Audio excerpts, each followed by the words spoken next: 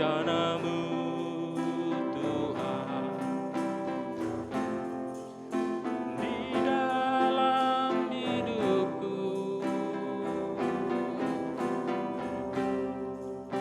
Walau ku tak tahu dan ku tak mengerti semua jalan-Mu,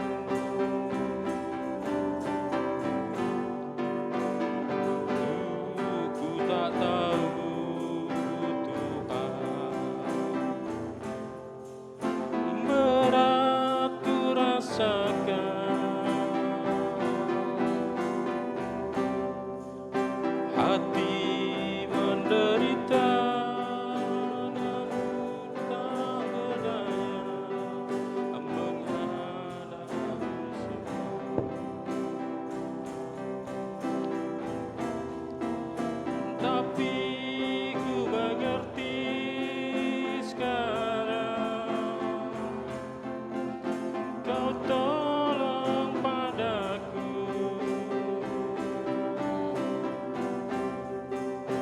Kini ku melihat dan ku merasakan indah rencana-Mu.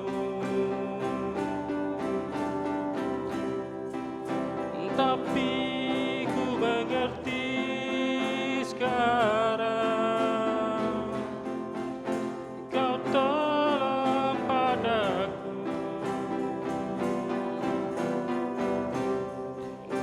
Kini ku melihat dan ku merasakan indah rencana-Mu. Tapi ku mengerti sekarang, Kau tolong padaku.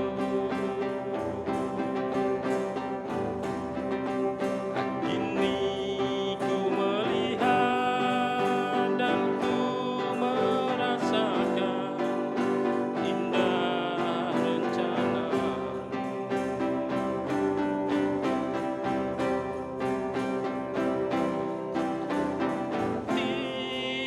Sekarang Kau tolong padaku.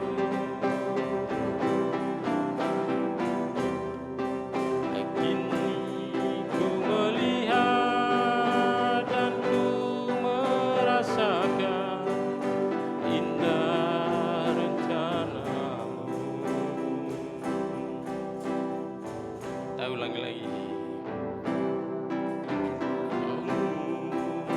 Tuhan, di dalam hidupku.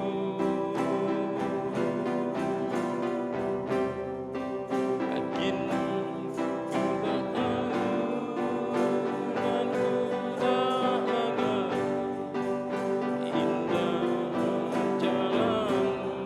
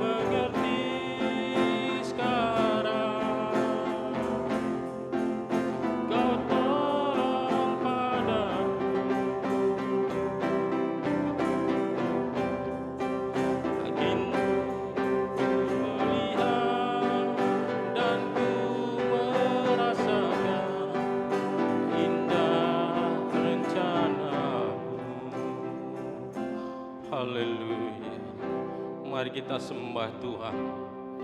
Haleluya. Haleluya.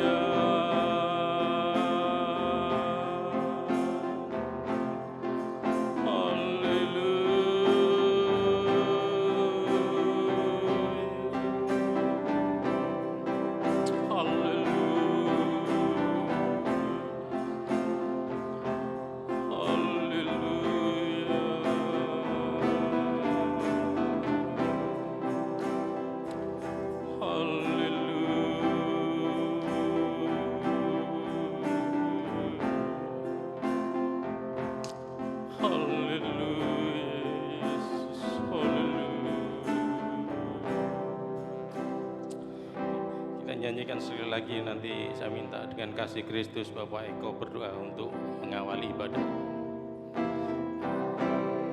Ku mengerti sekarang, Kau tolong padaku.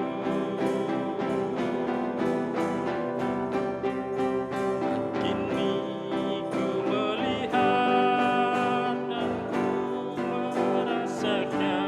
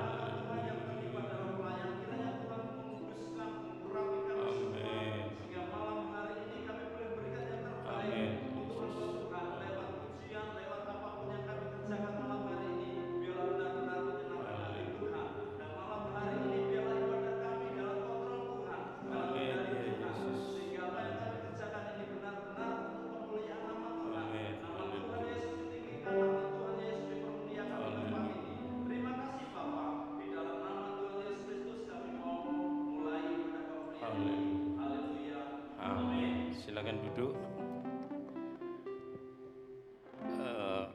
Mungkin seharian kita sudah berlelah untuk bekerja atau apapun, dan kita masih diberi kesempatan Tuhan untuk memuji dan memuliakan namanya.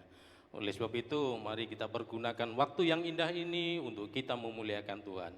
Mari kita nyanyikan lagu Dialah Segalanya. Dialah segalanya, Dia bagiku. Dialah segalanya, besar kecil.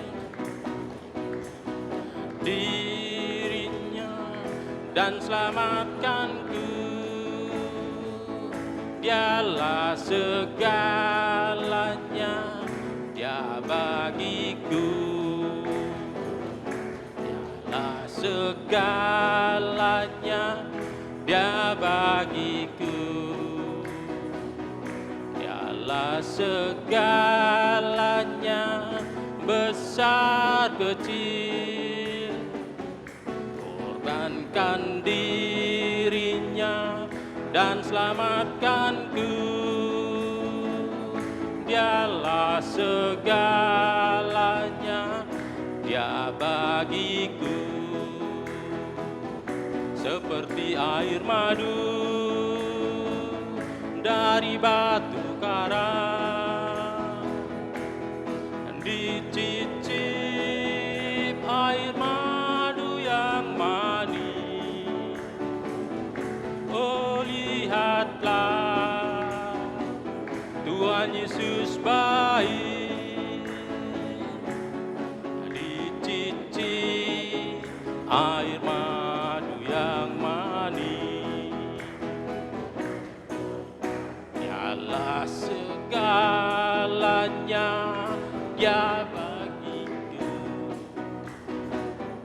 Dialah segalanya, besar kecil.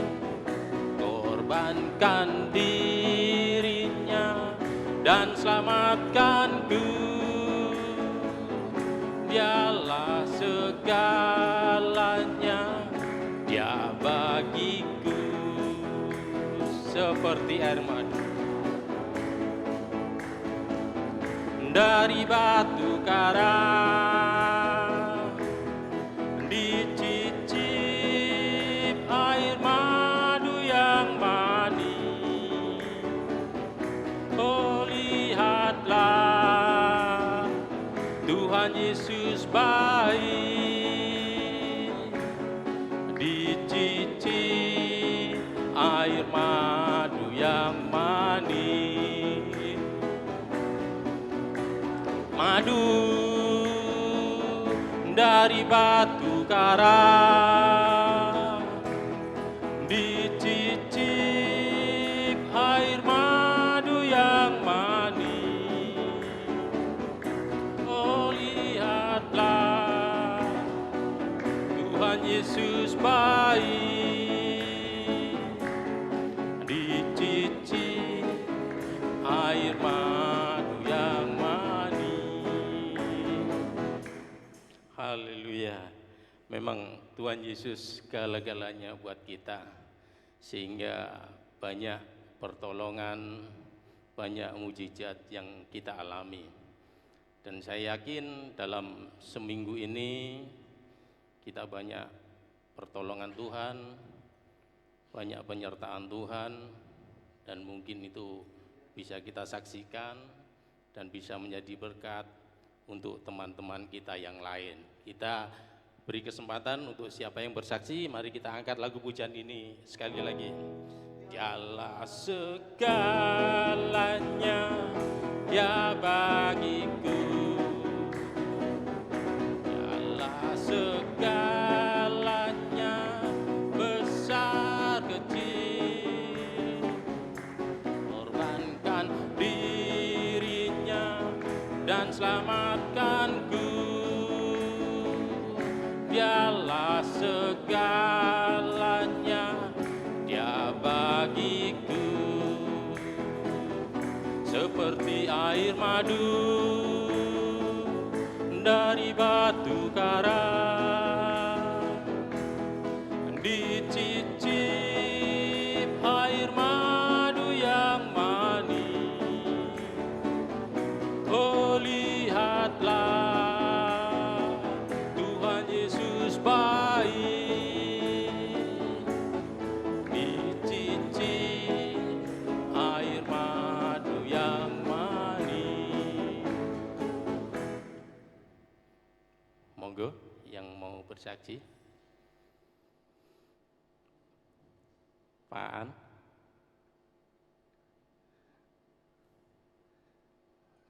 Monggo, belum ada untuk malam ini. Baiklah, mungkin malam ini belum siap untuk kita menyaksikan cinta kasih Tuhan, dan saya yakin cinta kasih Tuhan itu tetap berlaku pada kehidupan kita. Oleh sebab itu, mari kita sama-sama untuk menikmati berkat rohani yang mungkin nanti akan dibawakan oleh hambanya. Mari kita sama-sama bangkit berdiri, kita mau siapkan hati kita untuk kita ingin merenungkan firman yang akan disampaikan. Mari kita nyanyikan lagu Roh Kudus, Kau hadir di sini. Roh Kudus, Kau hadir di sini. Roh Kudus, ku mengasihimu. Kau lembut, Kau manis, Kaulah penolongku, diutus Bapakku.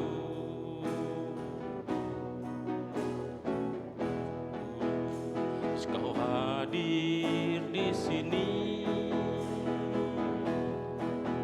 Roh Kudus, aku mengasihimu.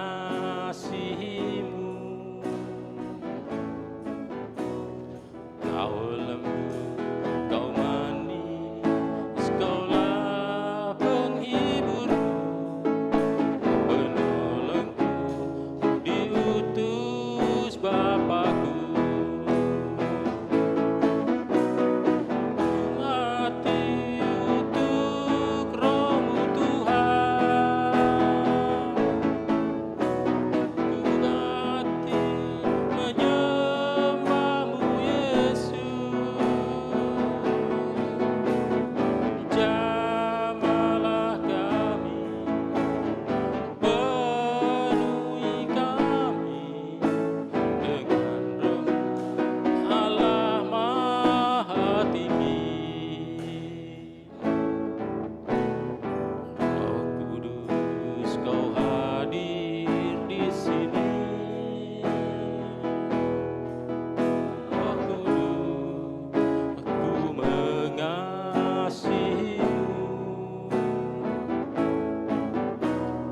Kau lembut, Kau manis, Kaulah penghiburku, penolongku, diutus Bapakku. Ku mati untuk Roh-Mu Tuhan, ku mati menyembah-Mu Yesus. Jamalah kami, penuhi kami dengan kuasa Allah Maha Tinggi. Ku buka hati, ku mati untuk Roh-Mu Tuhan, ku mati menyembah-Mu Yesus.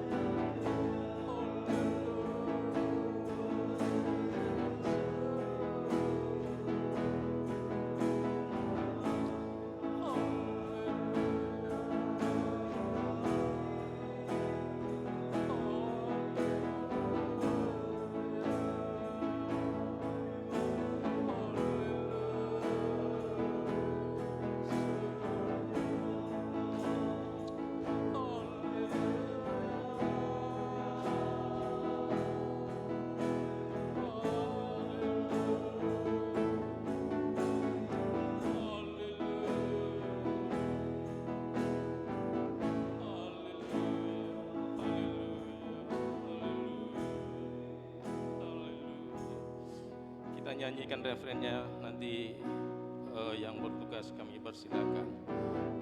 Hati untuk Roh-Mu Tuhan.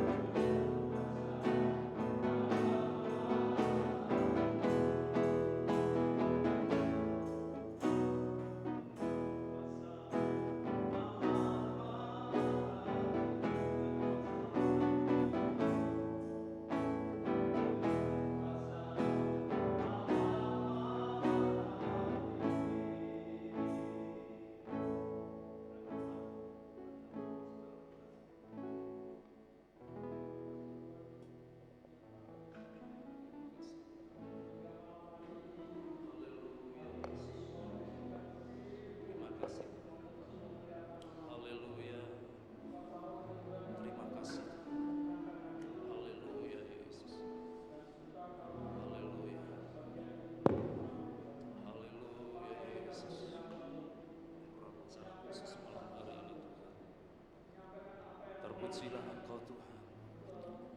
Terima kasih ya Yesus. Roh Kudus bimbing kami. Roh Kudus tuntun kami. Amin. Puji Tuhan. Silakan duduk kaum pria yang dikasih Tuhan.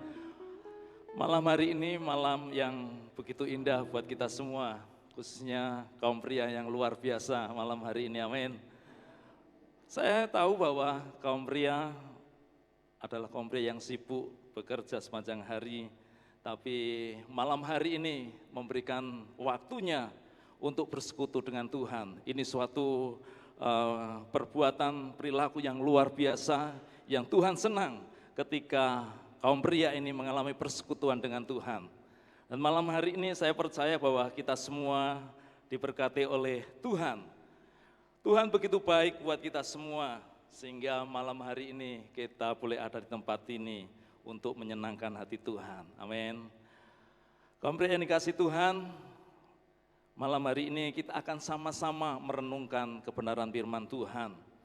Kita sama-sama belajar untuk merenungkan suatu firman yang malam hari ini kita akan baca. Saya beri tema menjadi pria atau laki-laki pendoa. Amin. Menjadi pria atau laki-laki pendoa. Kaum pria yang dikasih Tuhan, maaf suara saya agak berbeda 2 hari ini, tapi enggak masalah. Tuhan pasti masih memberikan yang terbaik malam hari ini. Kita boleh ada di tempat ini. Puji Tuhan, kita akan sama-sama merenungkan firman Tuhan yang ada di Timotius. 1 Timotius pasal 2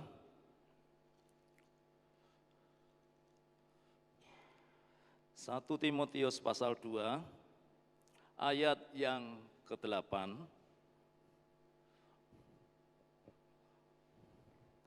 1 Timotius 2 ayat yang ke-8. Kalau sudah ketemu katakan amin. Kita akan baca pelan-pelan, kita baca sama-sama. 2, 3. Oleh karena itu, aku ingin supaya di mana-mana orang laki-laki berdoa dengan menadahkan tangan yang suci, tanpa marah dan tanpa perselisihan. Amin. Sekali lagi ya, sekali lagi. 2, 3. Oleh karena itu, aku ingin supaya di mana-mana orang laki-laki berdoa dengan menadahkan tangan yang suci, tanpa marah dan tanpa perselisihan. Puji Tuhan, ini ada suatu nasihat. Kaum pria yang dikasih Tuhan, kita tahu bahwa surat ini adalah surat yang ditulis oleh Paulus. Ya, kita tahu siapa Paulus itu. Paulus menulis surat kitab di dalam perjanjian baru ini ada 13 kitab. Ya. Dan salah satunya yang kita baca yaitu di 1 Timotius. Ini adalah salah satu tulisan Paulus. Di mana Paulus ini menulis surat yang ditujukan kepada Timotius. Siapa Timotius itu? Mungkin ada yang tahu kenapa muncul ada Timotius, kenapa Paulus ini menulis surat kepada Timotius. Timotius adalah seorang muda yang masih muda, dia cerdas, dia baik, hatinya baik, dia seorang yang bisa dipakai oleh Tuhan. Dia mempunyai kerendahan hati, dia mempunyai hati untuk melayani. Dan Timotius ini ditemukan oleh Paulus ketika Paulus ini melakukan penginjilan. Satu hal yang penting, anak muda ini luar biasa dipakai oleh Tuhan. Paulus percayakan kepada Timotius untuk menjadi seorang pemimpin di dalam jemaat di Efesus. Kamu yang dikasih Tuhan, kita tahu kalau anak muda itu kan masa-masa yang sukar untuk dikendalikan, bahkan sering arogan seperti itu ya.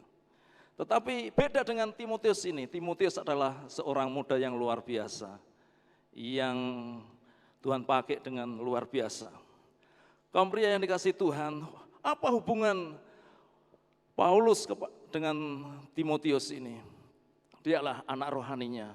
Bahkan hubungan dia dengan Timotius adalah hubungan yang begitu dekat. Dia katakan anakku. Wah, itu sambutan yang luar biasa. Karena apa? Begitu dekat sehingga katakan anakku. Kalau Bapak bisa baca di dalam 1 Timotius 1 ayat 2 dan 2 Timotius 1 ayat 2 juga, itu ada perkataan begitu dekat.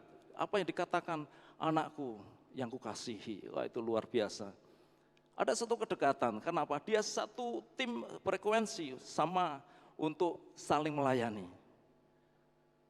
Dan kita tahu bahwa kita mau coba lihat latar belakang Timotius ini dulu ya sebelum masuk yang tadi kita baca. Timotius adalah seorang dari Listra. Kita mau coba lihat dulu ketika Paulus ini ketemu dengan Timotius ini. Kisah 16. Coba kita mau lihat dulu kisah 16. Ayat pertama dan kedua. Yuk, saya akan bacakan ya pelan-pelan, nggak apa-apa. Paulus datang juga ke Derbe dan ke Listra. Di situ ada seorang murid bernama Timotius. Ibunya adalah seorang Yahudi dan telah menjadi percaya, sedangkan ayahnya seorang Yunani. Timotius ini dikenal baik oleh saudara-saudara di Listra dan di Ikonium. Jadi Timotius ini adalah dari Listra. Ketika Paulus melakukan perjalanan untuk penginjilan, dia ketemu dengan Timotius ini di Listra. Dia ketemu dengan Timotius ini adalah seorang yang baik dikatakan. Dikenal baik oleh saudara-saudaranya. Dia adalah keturunan dari seorang Yahudi. Ibunya seorang Yahudi, kemudian bapaknya seorang Yunani. Dan dia dibimbing, dididik oleh orang tua yang baik, orang tua yang luar biasa, yaitu namanya Eunike. Dan punya nenek yang namanya Lois. Orang-orang ini adalah takut akan Tuhan. Bagaimana orang tua dia mendidik anaknya dengan baik. Ya. Didikan seorang yang takut akan Tuhan itu akan mendidik anaknya menjadi anak-anak yang luar biasa. Ketika orang takut akan Tuhan, dididik dengan takut akan Tuhan, maka anak itu mempunyai karakter yang dahsyat, karakter yang baik. Kalau seorang mempunyai karakter yang baik, dia bisa menjadi orang yang baik, menjadi berkat bagi orang lain. Dan ini ada di dalam diri Timotius. Timotius mempunyai karakter yang baik. Dia seorang pemuda yang luar biasa. Kaum pria yang dikasih Tuhan, kita punya anak, ya. Kita punya masih anak kecil, kita perlu didik mereka. Kita orang tua yang sudah takut akan Tuhan. Ketika kita mendidik anak kita dengan takut akan Tuhan, percaya bahwa karakter anak kita menjadi karakter yang baik. Amin. Tergantung kita, Bapak yang dikasih Tuhan. Bagaimana kita mendidik mereka. Bagaimana kita bisa membimbing anak-anak kita menjadi orang yang baik. Dan salah satu anak muda yang luar biasa adalah Timotius. Dia adalah punya karakter yang luar biasa. Dan kita orang tua pasti rindu memiliki anak-anak yang punya karakter yang luar biasa, amin. Punya kecerdasan intelektual, punya kecerdasan emosional, punya kecerdasan spiritual. Jadi orang yang memiliki 3 kecerdasan ini, mereka tidak akan mudah digoyahkan oleh apapun, amin. Jadi anak kita perlu kita didik dengan baik, takut akan Tuhan, supaya anak kita punya karakter yang baik. Seperti Timotius ini. Timotius dipakai oleh Tuhan, dia masih muda, dipercaya untuk memimpin jemaat di Efesus. Sehingga jemaat Efesus ini boleh mengalami pertumbuhan iman.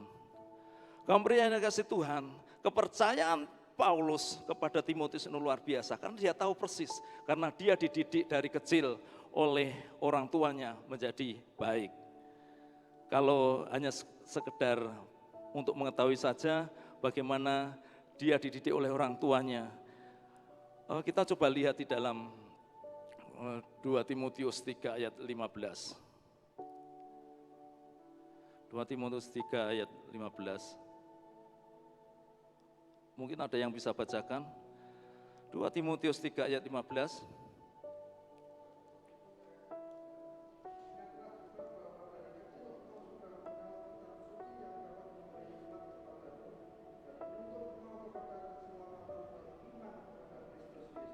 Ya, luar biasa, dari kecil Timotius ini sudah dididik dengan takut akan Tuhan. Dia sudah mengerti kitab, dia belajar menjadi anak yang baik.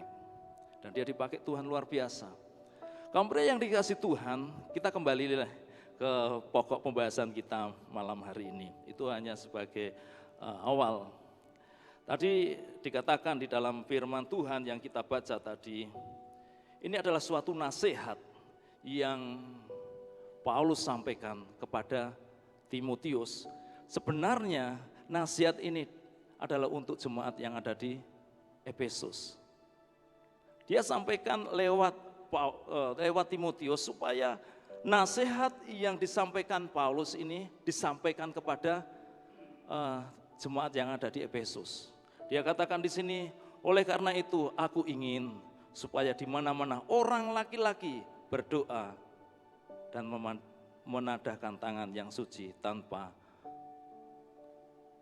marah dan tanpa perselisihan.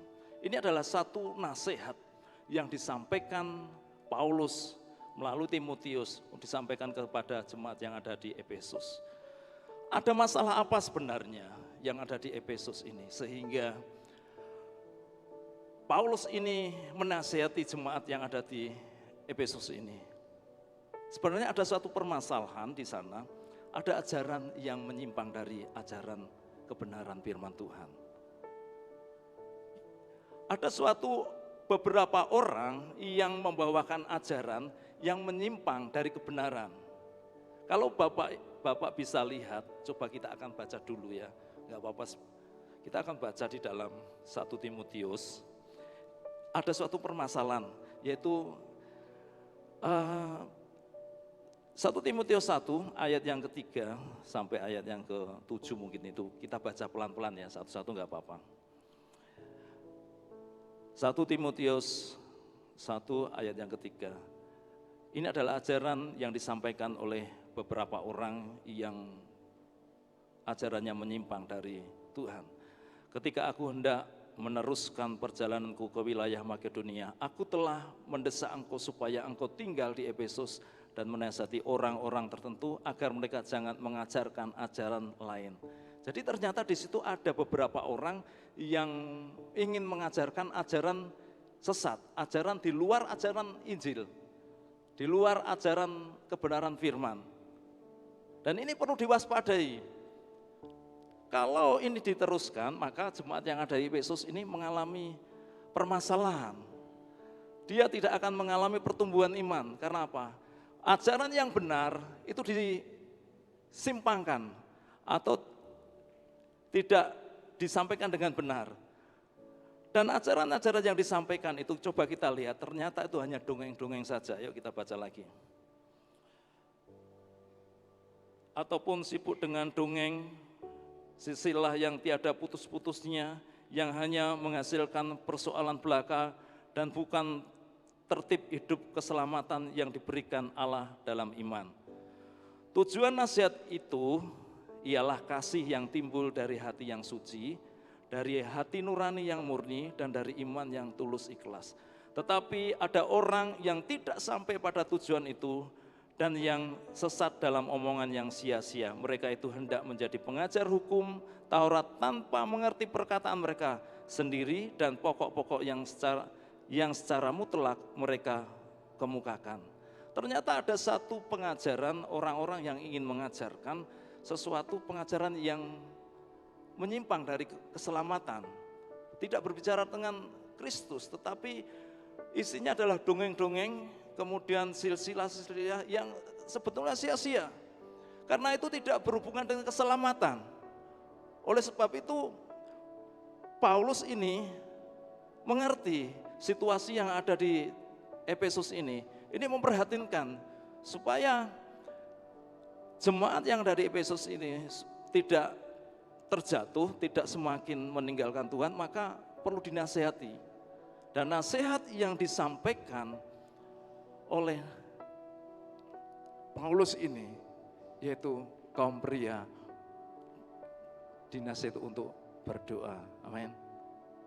Kita baca tadi yang ayat yang kita baca tadi. Di situ Paulus ingin menyampaikan nasihatnya supaya laki-laki itu berdoa dengan menadahkan tangan yang suci. Jadi berdoa itu adalah komunikasi, itu adalah yang utama, maksudnya ada sarana yang utama.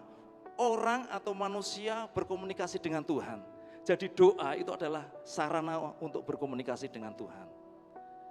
Oleh sebab itu, Paulus ini ingin menyampaikan, kalau engkau punya hubungan baik dengan Tuhan, engkau harus berdoa, berkomunikasi dengan Tuhan. Karena berkomunikasi dengan Tuhan, di situ ada permohonan, di situ ada penyembahan, di situ ada mengucapan syukur, di situ ada permintaan pengampunan dan permintaan kekuatan dalam kehidupan kita. Jadi ketika kita punya hubungan baik dengan Tuhan, lewat doa itu kita bisa mengungkapkan isi hati kita kepada Tuhan. Apapun yang jadi permasalahan, problema, ketika kita berdoa kepada Tuhan dengan hati yang suci, dengan hati yang kudus, dan tidak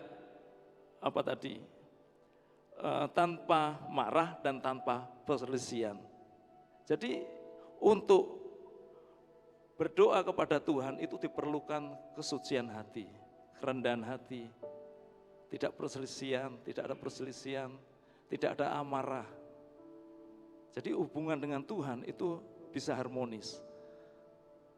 Nah, inilah yang ingin disampaikan Paulus supaya jemaat yang ada di Efesus itu mereka mempunyai hubungan baik dengan Tuhan lewat doa. Khususnya kaum pria. Kaum pria dinasehati untuk berdoa, berkomunikasi secara khusus dengan Tuhan.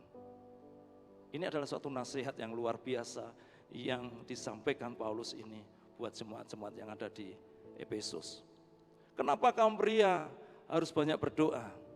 Kaum pria itu adalah, kalau menurut budaya mereka waktu itu, kaum pria itu seorang pemimpin. Ya. Di dalam setiap ibadah dia yang memimpin. Terlebih di lingkup yang kecil, di dalam keluarga, kaum pria, lelaki itu adalah seorang pemimpin di dalam. Oleh sebab itu, seorang pemimpin perlu mempunyai hubungan baik dengan Tuhan. Ketika dia mempunyai hubungan intim dengan Tuhan, maka ketika masalah terjadi dalam keluarga, itu bisa diatasi. Apapun masalahnya, ketika kita mau berbicara dengan Tuhan, maka masalah itu bisa terselesaikan.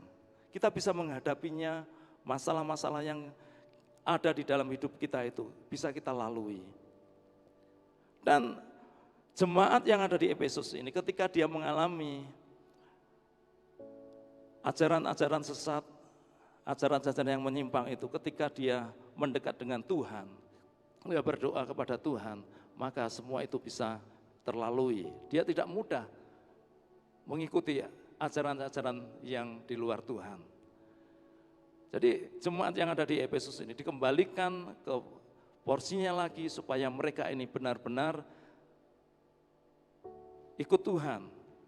Dia belajar tentang apa yang dikerjakan oleh Kristus. Biarlah mereka menjadi orang-orang yang menjadi pengikut Kristus, tahu keselamatan kekal. Karena keselamatan itu hanya di dalam Yesus Kristus. Oleh sebab itu, Paulus ini menekankan supaya mereka, kaum pria yang ada di Efesus ini, supaya mereka berdoa kepada Tuhan. Kaum pria yang dikasih Tuhan, kita sebagai kaum pria ini punya tanggung jawab yang besar. Baik dalam keluarga kita, ya, mungkin masih anak-anak, kita punya anak-anak kecil ya, mungkin yang belum kuliah sih masih aman-aman saja, masih bisa terpantau karena kita tinggal di satu kota, betul ya. Kalau di kota masih bisa terpantau, tetapi bagaimana anak-anak kita yang di luar kota, yang jauh dari kita, itu tidak bisa terpantau oleh kita. Oleh sebab itu, peran kaum pria sebagai bapak, orang tua, itu penting sekali untuk selalu mempunyai waktu untuk berdoa kepada Tuhan. Supaya anak-anak kita yang ada di luar kota itu dalam perlindungan Tuhan. Saya percaya bahwa kalau orang tua itu dekat dengan Tuhan, maka anak-anaknya itu akan diberkati oleh Tuhan. Berkat itu bukan berbicara hanya berkat ekonomi saja, tetapi berkat perlindungan Tuhan, berkat sukacita, berkat kesehatan, itu luar biasa. Kalau mereka, anak-anak kita di luar kota, dia masih meroleh perlindungan Tuhan, itu luar biasa. Kenapa? Doa orang tua itu sungguh luar biasa ketika benar-benar kita punya hubungan baik dengan Tuhan. Oleh sebab itu, firman Tuhan yang disampaikan oleh Paulus ini sungguh menasihati kita semua sebagai kaum pria untuk tetap mempunyai waktu bersekutu dengan Tuhan. Kaum pria yang dikasih Tuhan, dampak yang dilakukan oleh orang-orang jemaat Efesus ketika mereka berdoa itu, maka mereka menjadi jemaat yang bisa melalui rintangan-rintangan yang dihadapi. Walaupun ketika itu ada perpecahan, ada suatu perselisihan, ataupun ada ajaran-ajaran yang menyimpang, tetapi ketika dia berdoa, maka dia bisa mengatasi masalah yang dihadapi. Kemudian ibadah mereka menjadi ibadah yang murni. Ya, karena dengan doa tadi, maka jemaat itu memiliki motivasi yang benar ketika ia beribadah itu menjadi ibadah yang murni, yang berkenan di hadapan Tuhan. Kenapa? Karena dia datang dengan segenap hati, tidak ada motivasi yang lain, tidak ada kebencian, tidak ada pertikaian, tidak ada amarah di situ, sehingga mereka boleh mengalami ibadah Tuhan. Dan hubungan mereka menjadi baik. Ya, dengan nasihat-nasihat seperti ini, orang-orang pria suka berdoa, maka hubungan antar jemaat itu pasti menjadi baik. Ya, kenapa? Karena ada satu ikatan yang luar biasa, saling mendoakan. Kalau orang saling mendoakan, pasti dia akan berkati ya. Karena ada satu ikatan itulah, sehingga tidak ada suatu perpecahan. Oleh sebab itu, ada suatu dampak yang luar biasa yang terjadi di jemaat di Efesus ini. Mereka menjadi orang-orang yang kuat di dalam Tuhan. Dia bisa menolak ajaran-ajaran yang menyimpang dari Tuhan. Kaum pria yang dikasih Tuhan, lalu apa yang bisa kita aplikasikan dari firman Tuhan yang kita renungkan malam hari ini? Ada beberapa mungkin kita bisa menarik, kita terapkan di dalam kehidupan kita dari firman Tuhan yang disampaikan oleh Paulus ini. Supaya kita boleh belajar berdoa dengan hati yang bersih. Ya, dengan pembelajaran malam hari ini, biarlah kita kaum pria, kita boleh belajar untuk berdoa dengan hati yang bersih, hati yang kudus di hadapan Tuhan. Kalau kita bisa berdoa dengan hati yang bersih, maka kita akan bisa melalui konflik. Kalau seandainya ada konflik, maka yang memicu suatu perpecahan itu akan bisa terhindari. Kenapa? Kita saling mendoakan. Dan kaum pria yang dikasih Tuhan, mungkin kita bisa aplikasikan, kita selalu memprioritaskan doa kita di dalam kehidupan kita. Sebelum kita melakukan aktivitas, kita boleh mengambil waktu untuk berdoa kepada Tuhan. Kita berkomunikasi dengan Tuhan. Paling indah ketika bangun pagi kita mau bersekutu dengan Tuhan. Kita ngomong sama Tuhan, kita berbicara dengan Tuhan. Hubungan baik dengan Tuhan perlu kita jalin, supaya sepanjang hidup kita, mungkin sepanjang hari kita lalui, Tuhan pasti menolong kita, Tuhan pasti melindungi kita. Kenapa? Kita mempunyai komunikasi dengan Tuhan. Jadi kalau kita mempunyai waktu dengan Tuhan, bersekutu dengan Tuhan, percayalah bahwa kita ini dalam perlindungan Tuhan. Apapun yang terjadi dalam kehidupan kita, semua itu yang terbaik buat kita. Tuhan pasti lalukan, kita bisa melalui dengan baik. Karena apa? Tuhan selalu ikut campur tangan di dalam kehidupan kita. Dan mungkin kita aplikasikan, kita boleh menjadi teladan bagi kaum pria-pria yang lain dengan saudara-saudara kita. Saya percaya kalau orang yang memiliki jam doa yang baik, ada kaum pria yang lain. Amin. Percayalah, kalau kita mempunyai hubungan baik dengan Tuhan, maka kita itu akan menjadi teladan buat saudara-saudara kita. Ya. Ini suatu memotivasi kita semua supaya kita ini bisa menjadi teladan. Kenapa? Kita kaum pria, seorang pemimpin di dalam keluarga kita. Kita harus menjadi teladan buat istri kita, menjadi teladan buat anak-anak kita. Karena apa yang dikerjakan oleh orang tua itu kemungkinan akan diikuti oleh anak-anak kita. Jadi anak itu sebenarnya dia akan mengikuti apa yang dikerjakan oleh orang tua. Dan karakter anak itu kadang bisa sama dengan karakter orang tuanya. Oleh sebab itu, malam hari ini banyaklah kita berdoa, kita aplikasikan dalam kehidupan kita. Dan kalau kita berdoa, kita pasti mengandalkan Tuhan dalam segala hal. Amin. Dalam segala perkara kita andalkan Tuhan. Percaya Tuhan akan menolong kita. Jadi kesimpulan malam hari ini, kaum pria yang dikasih Tuhan, Paulus menekankan pentingnya sikap hati yang benar dalam berdoa. Jadi ada satu sikap hati yang benar dalam berdoa.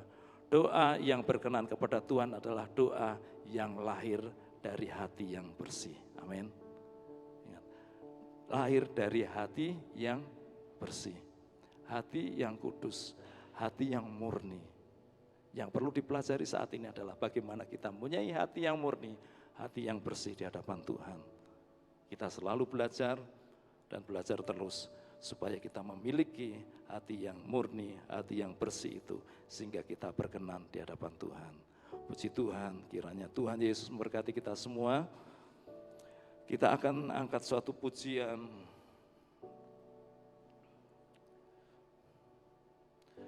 Ku bawa hidupku sekarang. Hidupku sekarang. Saya undang kaum pria bangkit berdiri. Ke tempat kudus-Mu Tuhan, di mezbah-Mu ku serahkan seluruh hidupku, penuhi hatiku, penuhi hatiku sekarang dengan urapan yang baru, agar aku lebih lagi mendengar jadikan aku Tuhan, jadikan aku Tuhan. Rumah doamu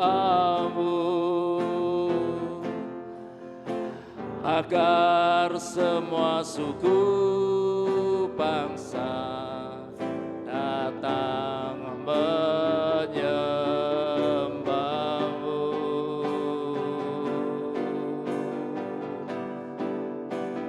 Jadikan aku Tuhan, rumah doamu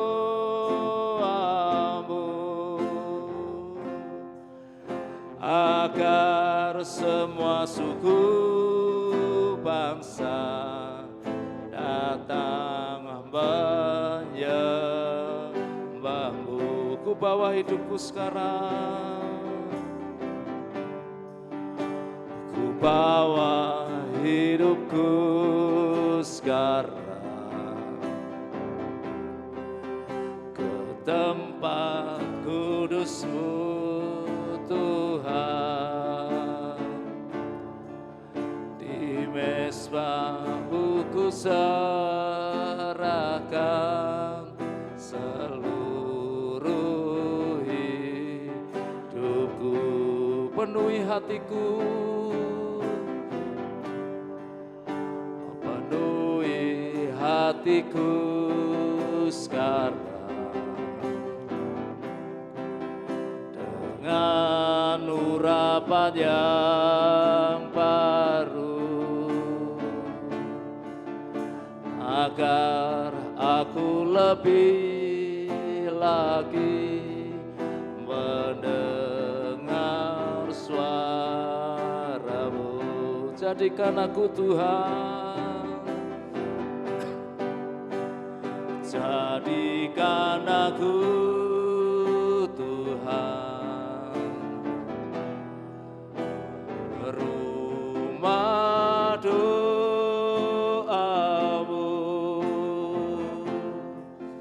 agar semua suku bangsa datang menyembahmu.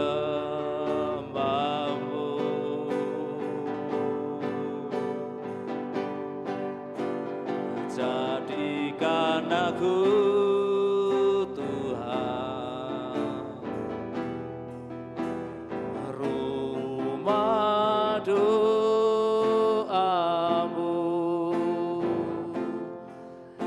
agar semua suku bangsa datang menyembahmu, agar semua suku bangsa,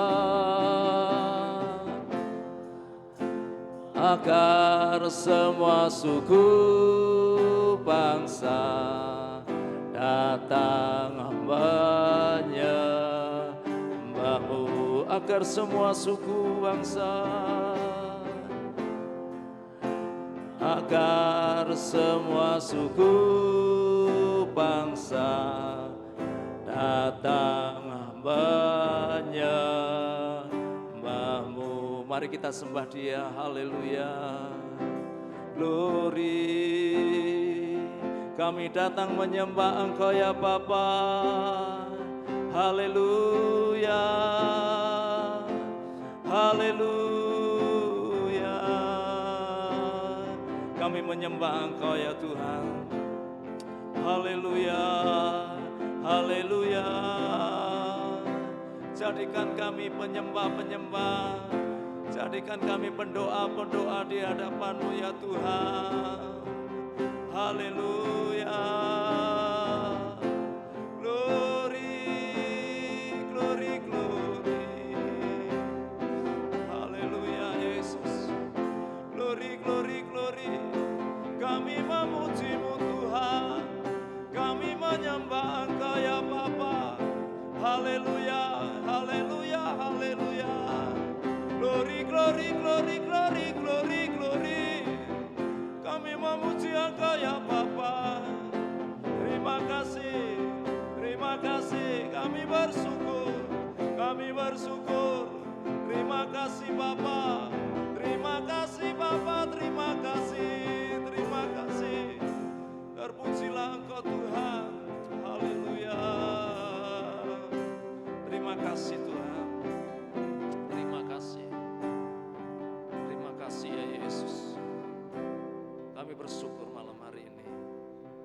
dengan hormat, Pak Agung masuk dalam doa. Haleluya Yesus. Terima kasih Tuhan. Terima kasih Tuhan. Bersyukur malam hari ini. Bila menjadi perenungan kami malam hari ini, menjadi orang-orang yang berkenan di hadapan Engkau Tuhan. Bila kami menjadi orang-orang yang punya persekutuan dengan Engkau ya Yesus. Terima kasih Tuhan. Haleluya. Terima kasih Tuhan. Haleluya. Terima kasih Tuhan. Haleluya. Terima kasih Tuhan. Haleluya. Amin. Puji Tuhan.